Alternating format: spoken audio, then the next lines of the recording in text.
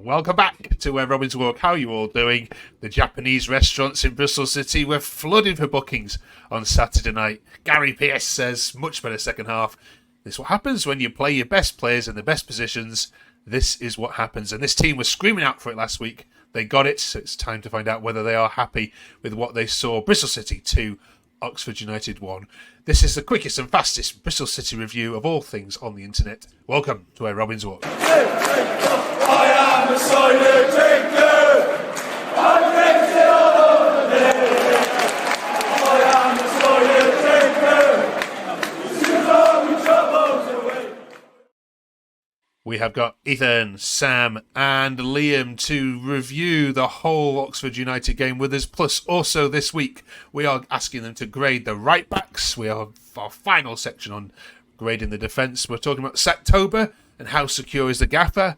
And we're putting Sam under the spotlight as we find out a lot more about him and his history of supporting the Robins. Let's get straight into it, though.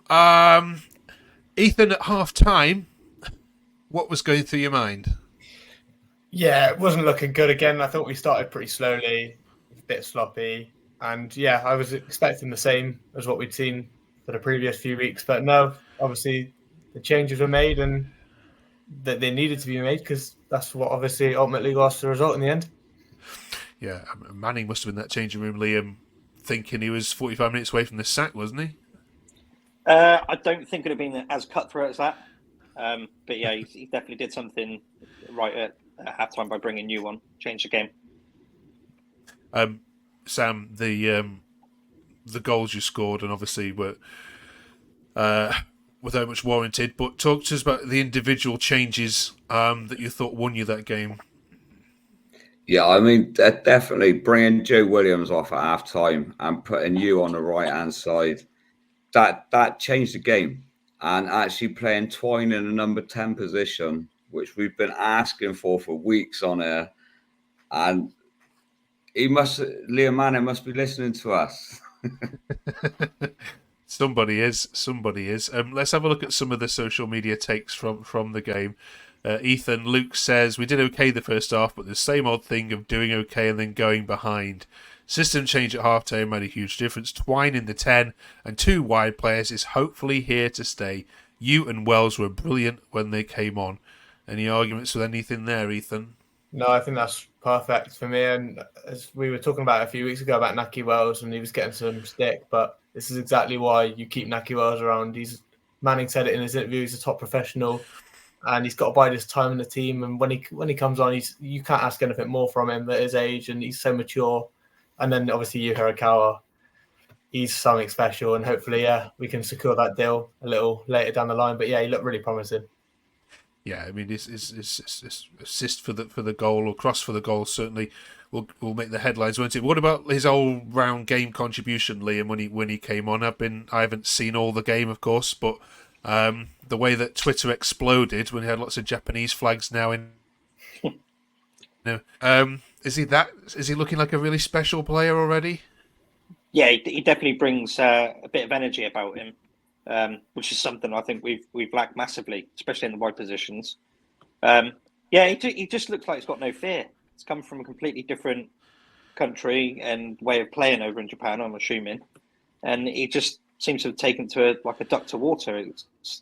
He's got the defence on the back foot, which is what I like. I like to see a wing and get the ball down, just run at your fullback, take people on. And he seems to be unpredictable. He's coming inside, he was going wide. Yeah, no, I think we've unearthed diamond here. Yeah, absolutely. Oxford couldn't live with him. Carrying on with that then, Sam, Chris says, Manning got a lot of stick for his substitutions recently, but they were bang on today. You looks really good too. Positive vibes for a change. Shall we give him some credit then this week, Liam Manning?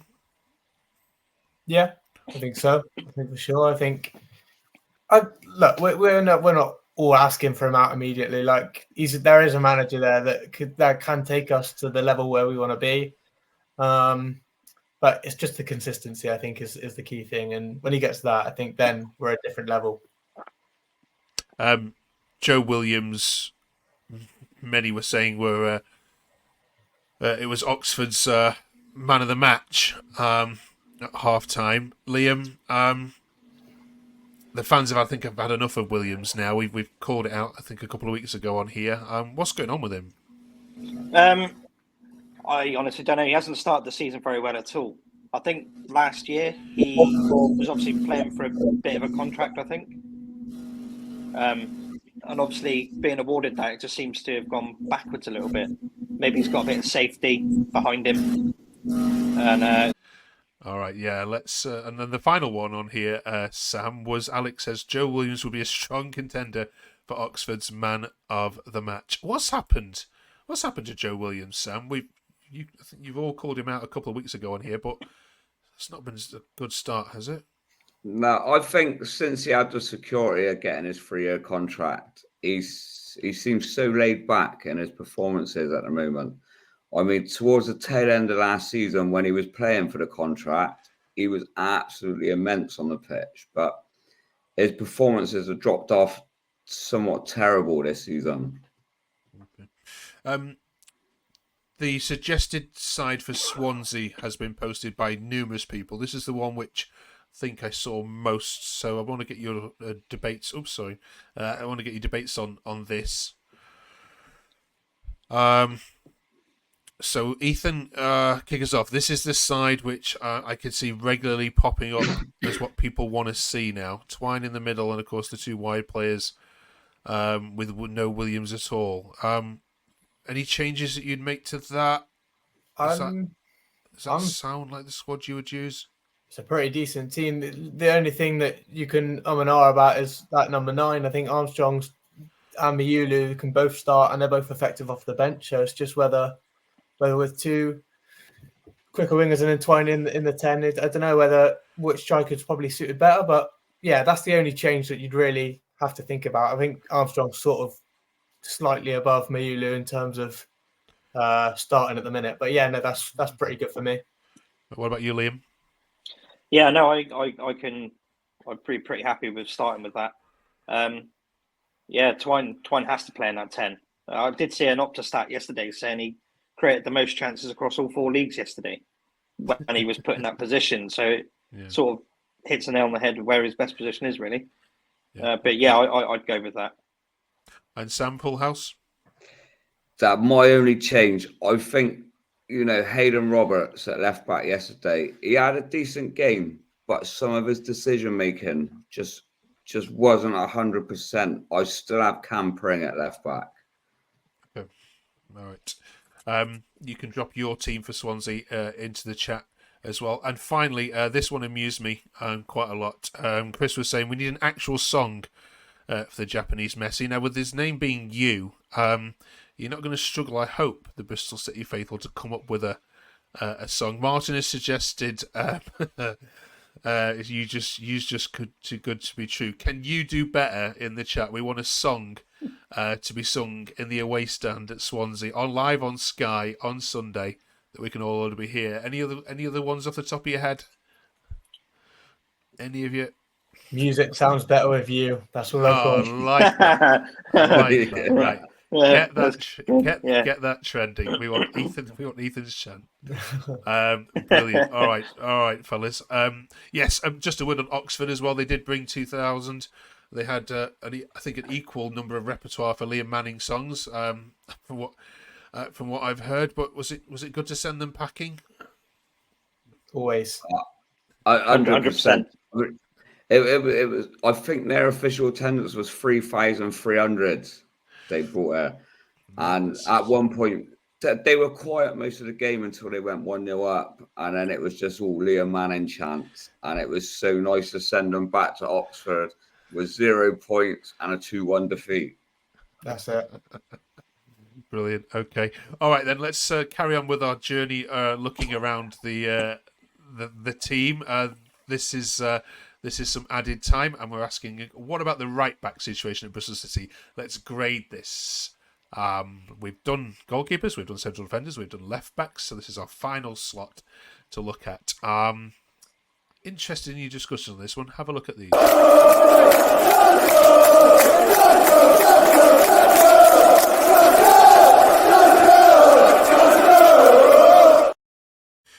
So this is what transfer markets say in terms of right backs. Now I know not many of them will play in that position at all this year, or if any. But Liam, let me come to you first on this one. When everyone's fit, who's your first choice right back? I think Tanner's nailed that spot on at the moment. I think McCrory's, with his injury record, I know he missed a lot last season because of a real obscure injury. But I think that spot at the moment is Tanner's to lose. He's a solid 6, maybe even 7 out of 10 most weeks. Yeah. But it's between him and McCrory, definitely. But yeah, for me, it'd be Tanner. Sam, a position we spoke about a lot last year, needing consistency. Have we got it this year? Yeah, 100%. I mean, George Tanner, he gives 110% week in, week out. Right, some weeks he don't have the best games, but he gives commitment. But then Ross McCrory, if he's injury free, like Liam said, then there's another great right wing back there. Yeah. And Ethan, in terms of defending, forget about move going forward. In terms of defending, who's the better on the list? Maybe contrary to belief, I don't know. The jury's still up on it, but I'd put George Tanner ahead of Ross McCrory. I think offensively, maybe Ross McCrory steps into the middle probably better. He likes to cut inside a bit more than George Tanner. But yeah, no, I think there's solid foundations from both of them. But I think Tanner's just got the edge on him. Okay. All right. Put your comments below. Who's the best right back at the club? So now we've finished the defensive element. I'm going to ask you to grade your whole back 5, if that's okay. Out of 10, we've looked at O'Leary and we've looked at the central defenders. We've done it all now. So, Sam, out of 10, after all the business is done and what you've seen so far, how good is Bristol City's defence season 24-25? Last season, 9 out of 10, but this season I would say about 6.5 out of 10. Okay. Ethan? Yeah, I put it about 6 out of 10. I don't think we're anywhere near like some of the top teams in the league defensively, but I think we're slightly above average, if we're being real. Liam?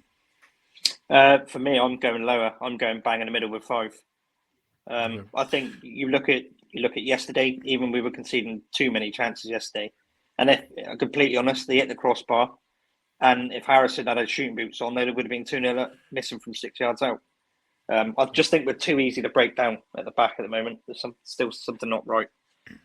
Yeah, we saw that, didn't we, in the Millwall game for certain. When they came. All right, rate Bristol City's defence. Again, comments below. And we're moving into the midfield next week, and we'll look at central midfielders, defensive and attacking. Thank you very much for that. We're coming into October as well, where managerial sackings go on the rise. Club owners get a little bit jittery, especially in the international break, because heading to Christmas, they want the man in charge that they want to see them through. So, how secure is Manning's position? Ethan? I think it's pretty secure. I think Lansdowne should know he's got a decent manager in there. Like he's got the potential. He's still fairly young. I like the style of football he plays sometimes. I just wish, he switch it up a little bit more, like we've said a few weeks back, especially before the Oxford game when Twine was out on the left-hand side, and it was all a little bit. But no, look, when he's on it, he's a good manager, and I think he's pretty secure. Okay, Liam. I would say, given on the history of how the club is run, they do tend to give guy in charge a bit of leeway with time. I'd say it was fairly secure. I just think he needs to find consistency. If he can find consistency and make us a good, steady team and get us up the league a little bit more, I think it would go in his favour. But on the flip side, I think if he goes through a bad run of results, I think it could go the other way. So it's hard to say. But as it stands, I would say he's fairly nailed in. All right, Sam, will he get the season at least, and then reevaluate in the summer? Yeah, hopefully. I mean, there's been a lot of section of the fans who wanted him out over the last few weeks, but you just got to give him time for the team to buy into his ethics and everything, And obviously, the win yesterday has done him the world of good. So let's keep it up.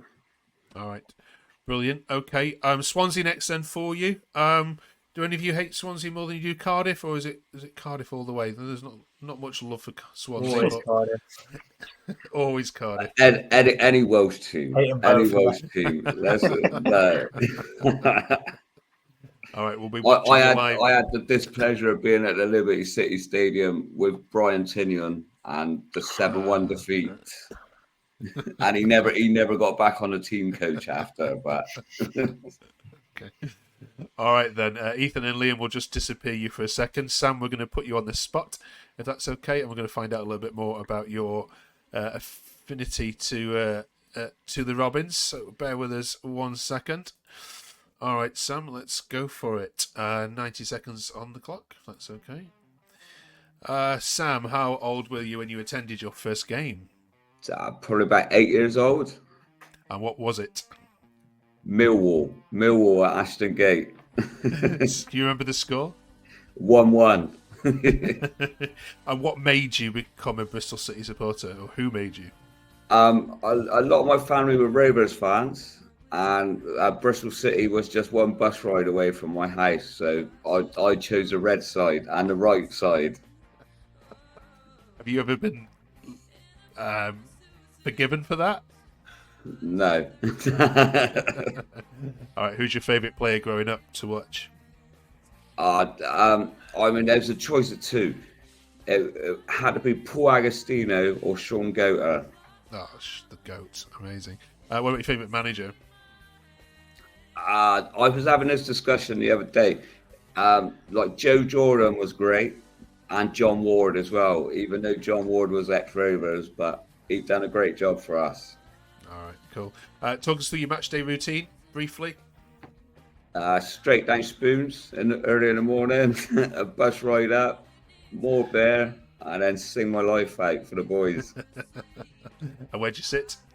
I'm in the Lansdowne stand. Right. That's a season ticket holder there now for the last 6 seasons. So. Wow, amazing.